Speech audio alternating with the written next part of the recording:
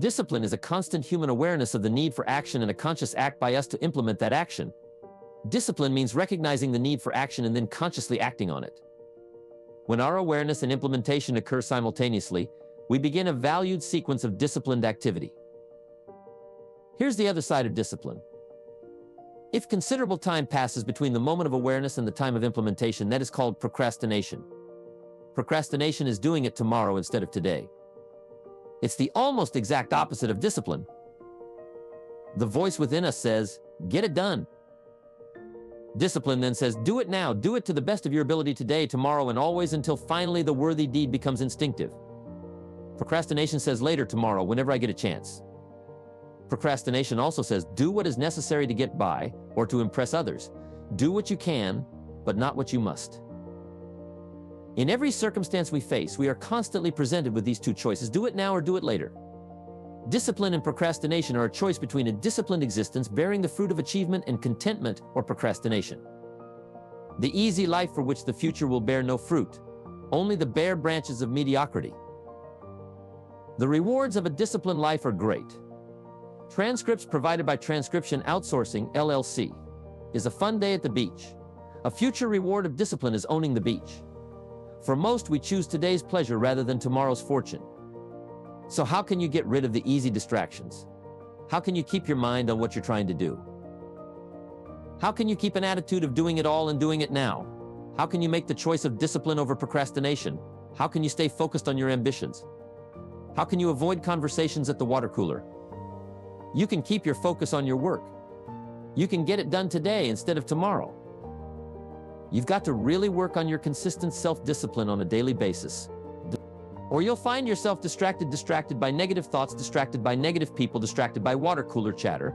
And pretty soon, depending on the type of people you've associated with, distracted by your doubts within yourself.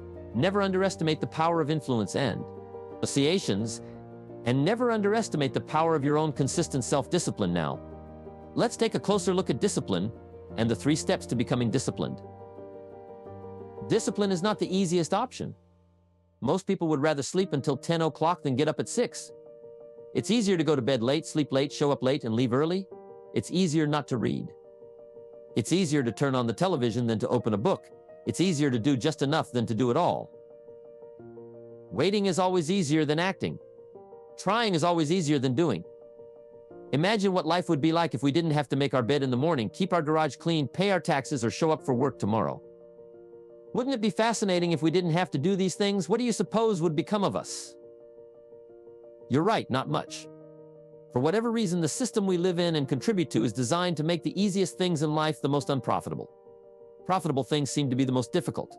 Our world is, and always will be, a constant battle between the life of ease and its momentary rewards and a life of discipline and its far more significant rewards.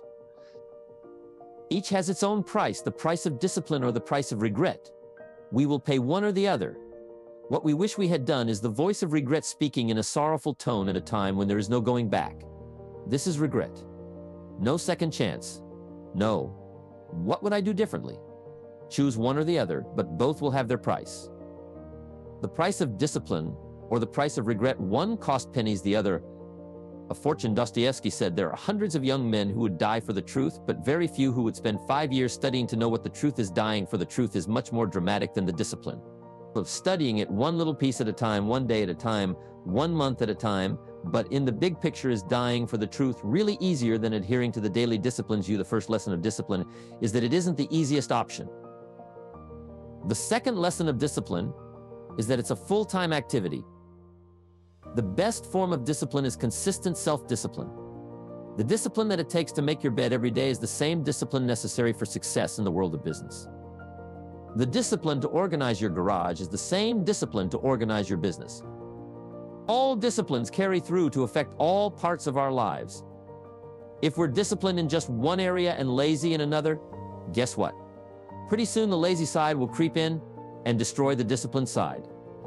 The bad habits in one area of our life will eventually destroy our self-discipline in the areas we've been working on. Consistency cannot be inconsistent. Discipline is the mind being trained to control our lives. Discipline is a set of standards which we've selected as a personal code of conduct. Discipline is imposing on ourselves the requirements for honoring these standards. Once we've adopted these standards of behavior and conduct, we're committed to honor them. If we don't, then there can be no disciplined activity. We find ourselves announcing our standards to our relatives, our friends, our associates. We shout our beliefs and condemn those who believe any differently. But then we don't walk the talk. We end up acting in a way far different from the beliefs we've shouted. We tell our kids that the TV is rotting their minds, yet we spend our evenings in front of it. We tell our employees that they must take advantage of every minute of the working day, yet we spend 3 hours at lunch. Do as I say, not as I do. This is inconsistent. This leads to a loss of credibility among those who watch us, and more importantly, this leads to a loss of credibility within ourselves. The only thing worse than one who is inconsistent in applying their self-imposed disciplines is one who has never considered the need or the value of discipline at all. These people seem to wander aimlessly, changing procedures and changing standards, changing loyalties and shifting frequently from one commitment to another, leaving behind a trail of broken friendships, unfinished projects, and unfulfilled promises. All because of a discipline that was either non-existent or imposed so infrequently that it was ineffective. Here's the third step to becoming consistently self-disciplined. Number 1 is realizing that discipline isn't the easiest option. Number 2, discipline is a full-time activity day by day, every day.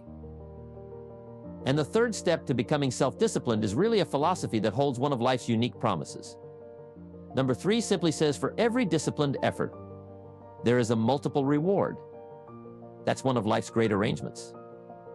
It's like the law of sowing and reaping. In fact, it's an extension of the biblical law that says, if you sow well, you reap well. Now, here's a unique part of the law of sowing and reaping. Not only does it suggest that we'll all reap what we've sown, it also suggests that we'll reap much more. Life is full of laws that both govern and explain behaviors, but this may well be the major law we need to understand. For every disciplined effort, a multiple reward. For every disciplined effort, a multiple reward. What a concept! If you render unique service, your reward will be multiplied. If you're fair and honest and patient with others, your reward will be multiplied. If you give more than you expect to receive, your reward is more than you expect. But remember, the key word here, as you might well imagine, is discipline. Everything of value requires care and attention. Everything of value requires discipline. Children require discipline. They must have a structure built for them. They must have boundaries to work within, so they feel secure and comfortable to explore and grow.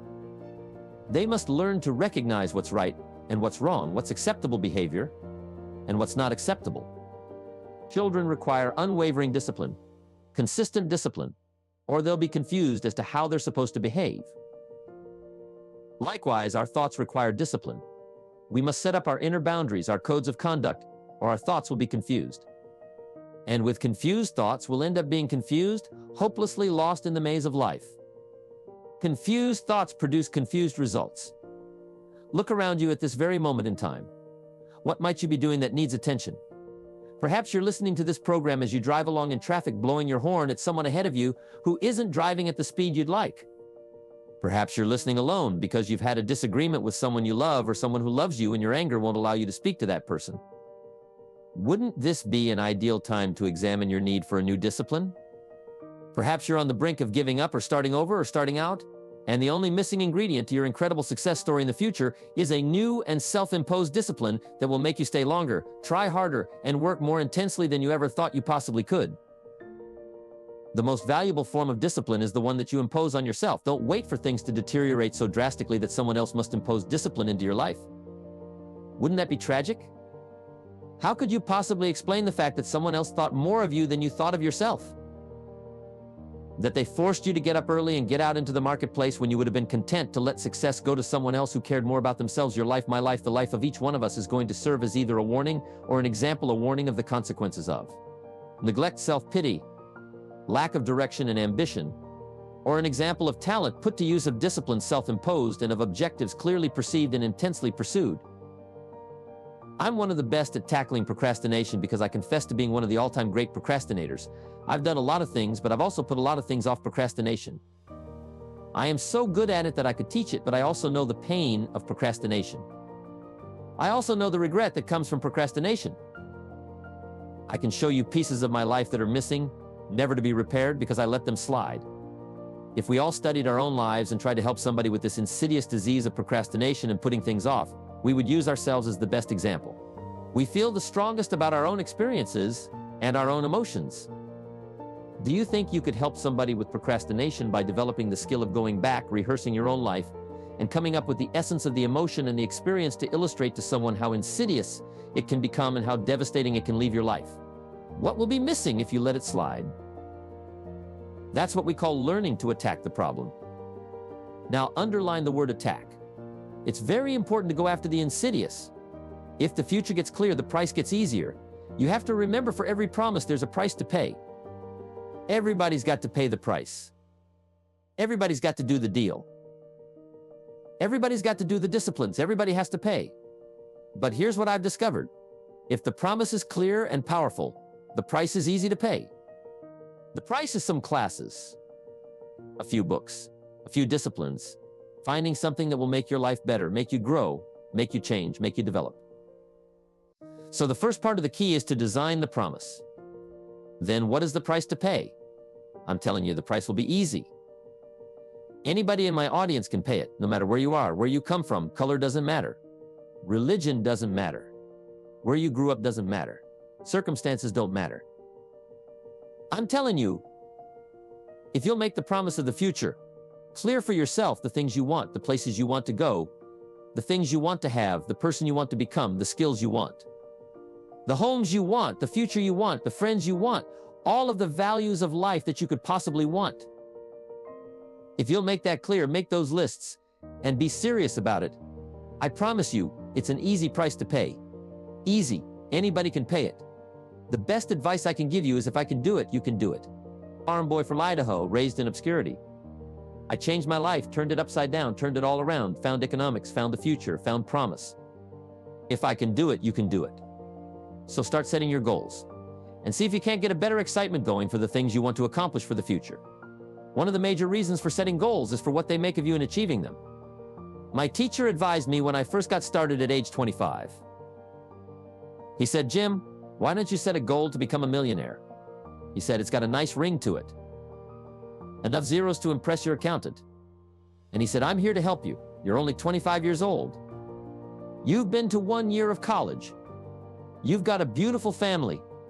Every reason to do it. Why don't you set a goal to become a millionaire?" And he said, "Here's why."